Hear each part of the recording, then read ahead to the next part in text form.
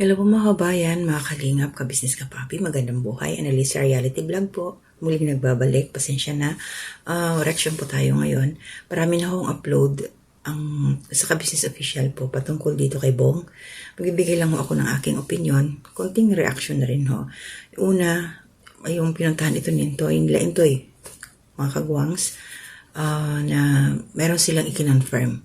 Pero bago ang lahat, maraming salamat po sa mga subscribers, silent viewers, mga nagla-like, comment, share, commentators. Thank you sa inyo. Salamat po sa hindi pag-skip ng ads. Ang tuloy ko na din, support po natin ang Kabisnes Official, Papadins TV, Kabisnes Family. Ayan ang mga kasama kong reactors sa Kabisnes Official.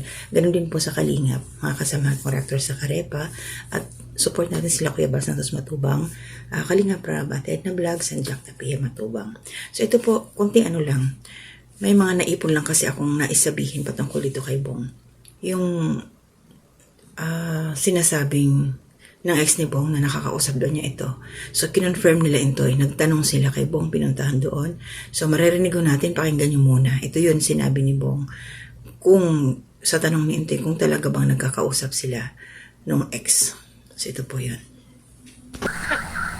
Kanina ba kayo nag-inom? Ako sila. Ano pa?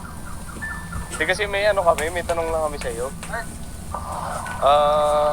May nakapagsabi kasi sa amin na yung nakakausap mo daw si Clarissa?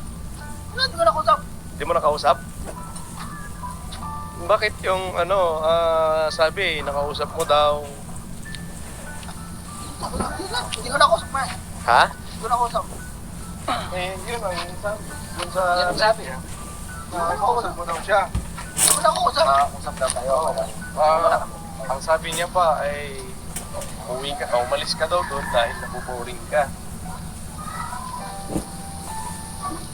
Kasama na rin, ano rin ako doon, boring talaga. Oo, alam naman namin yun. Umaga pa lang, ay dadaan ko na ka sa walis-walis, di ba? Pero hindi mo talaga siya nakausap. Pero nagwalis-walis ka lang, ako, dadaan ko na ka sa walis-walis, napupurin din ako doon, dahil umaga pa lang, gusto ko nga gumalang, umaga pa lang, gusto ko lang umaga pa lang. Dadaan ko lang. So, yun talagang dahilan mo kung bakit ka umalis doon. Boring ka. Umaga lang. Dadaan ko na ka sa walis-walis, dahil napupurin din ako. Umaga. Eh, bakit di mo sinabi na hindi ka naman tatanggihan. Gusto ko muna magbakasyon. Alala mo dati nung So, paano nga paliwanag? Asa lang, anong oras na nagigising sila? Nagigising sila na ate. Alam mo naman, di ba? Di nung nagising sana. Ay, anong oras na nagigising sila ate? Anong oras na? Sasabihin ko sana kasi anong oras na nagigising, di ba? Alam mo naman, di ba? Sabi ko, ate ko, gusto ko muna magpakasok mga nila. Ay, dinata ko na ka sa walis-walis eh. Di ba nakikita niyo naman? Yun yung dahilan mo talaga, boring. Oo, ano to? Ano pa ang dahilan mo? Kasi yung mga napanood namin, ang dami mong sinabi. Kasi nakausap mo si Clarissa. Hindi ko nakusap. 100%? Santa Porce ito wala. Hindi mo nakausap siya. Santa Porce wala. Santa Porce wala, hindi ko nakusap. So, malinaw. Base sa sinabi ni Gabong, hindi niya nakausap. Yes. So, yun mga kabisnes. Para sa akin, mag-usap man sila o ano man, hayaan na lang si Bong. No? Wala naman tayong magagawa doon eh. At saka depende yung bahala sila kung ano yung pinapag-uusapan nila. Yun lang, ang mali lang doon is kung totoo o hindi. So, ayan, sinabi ni Bong 100%. Hindi sila nag-uusap. Hindi daw sila nagkakatawagan. Wala namang cellphone si Bong nadala. So, syempre, maraming paraan yan. May mga kaibigan si Bong na may cellphone. Hindi natin alam. So, ang punto ko dito, si Bong parang na siya? Sisinungaling na din ba? Or ano ba? Magulo na rin. Ang lang naman dito kasi nila pinuno, yung concern lang dito is mapalayo siya sa masama. Yun lang naman eh. Kaya ganyan sila, pag umaalis si Bong, hinahanap ka agad. Siguro para sa akin, ito ako, opinion ko lang to, mga kabisnes. Sana kayo magagalit sa akin. Siguro time na para hayaan na si Bong, bitawan na si Bong. para ma-realize niya yung kaibahan talaga na ginagawa yung gusto niya, na malaya siya sa labas. Although sa ka-business official, malaya naman sila eh. Ang ibig lang sabihin doon is, yung nga sabi niya, bored siya. Naboboring daw siya sa ka-business family. Imposible yun. So siguro hinahanap-hanap lang talaga ng katawan niya yung kanyang nakasanayang bisyo. Katulad nan, nung nakita nila Intoy, nagiinuman. Hindi na nga sila pinapasok doon sa loob. So mahirap yun. Mahirap para kila ka-business kasi si Bong yung nangangako, tapos hindi niya natutupad. Katulad noon, di ba, pinagpustahan siya. Nagsabi siya kay ka-business, tatawanan lang daw niya. Hindi rin niya nagawa.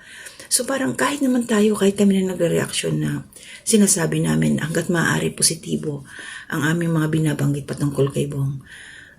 Para kumbaga motivation sa kanya. Kaya lang ang nangyayari talaga ang hirap. Bumabalik at bumabalik pa rin siya. Siguro kung doon sila masayang dalawa, edi magsama na sila para tapos na yung kwento, di ba? Kasi yung isa rin naman hindi rin makamove on. Hindi nga niya binabanggit, pero yung punto, hindi naman tayo mga tanga para hindi maintindihan yung mga sinasabi niya, di ba? Kung sino yung tutungkulan niya sa kanyang mga sinasabi sa kanyang live.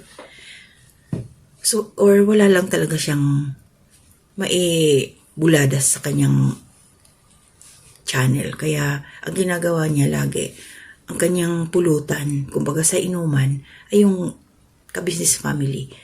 Tapos, ito, sana hindi si Jinky, yung sinasabi niyang bagong kaibigan. Maghunos dili ka, Jinky, kasi once na nag-show up ka, kung halimbawa si Jinky, yung binabanggit niyang bagong kaibigan, Jinky, nagkamali ka ng kakaibiganin mo kung sakasakali man. Pasensya po Pasensya po talaga. Jinky, mag-isip-isip ka. Kasi baka mamaya bigla na lang sumulpot. Makita na lang natin, ay si Jinky nandoon na. Kasama na. Nihalakhak. Sana Jinky hindi. Kasi mas lalo kang mawawala sa linya. Sa totoo lang, yung ginawa mo kay Bong, wala ka na talaga sa linya eh. Madadagdagan pa. Sa totoo lang talaga.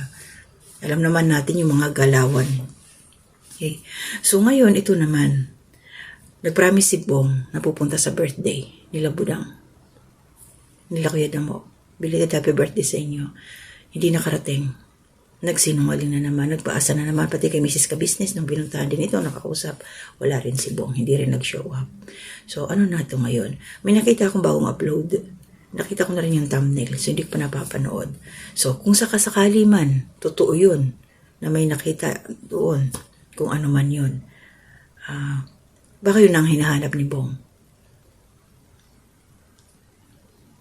At sana ma-realize niya kung ano man yun. So, yun lang yung sa akin. Na ako kay Bong. Nakakaawa, oo, sa nakakaawa. Pero yung ginagawa niya, nagbibisyo siya. Hindi siya... Wala eh. Hindi natatanim sa isipan niya. Mahirap talaga pag matandaan na yung isip. Hindi mo na mababalik. Kanyang prinsipyo. Kaya, para sa mga kapwa ko magulang, lalo na yung mga kabataan, na hanggat maaari talaga, maliit pa, dinidisiplina na. Pero syempre, alam naman natin ang naging sitwasyon ni Bong na maaga siyang nawalan ng magulang. Alam natin yun. Kaya ito ngayon na nangyayari kay Bong is maging lesson din ito sa sa ating lahat. Mga nanay, tatay, mga anak, na ganito mangyayari sa inyo once hindi kayo makikinig.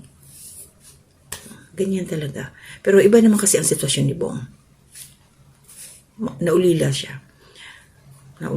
Pero yung pagdating sa mga bisyo, kailangan talaga yung mga kabataan, makinig kayo sa mga magulang ninyo kasi walang magulang na magpapahamak sa iyong mga anak. Yung ginagawa nila ka-business, Mrs. Ka-Business na pag kay Bong, yun yung pagmamahal yun hindi yung paghihigpit.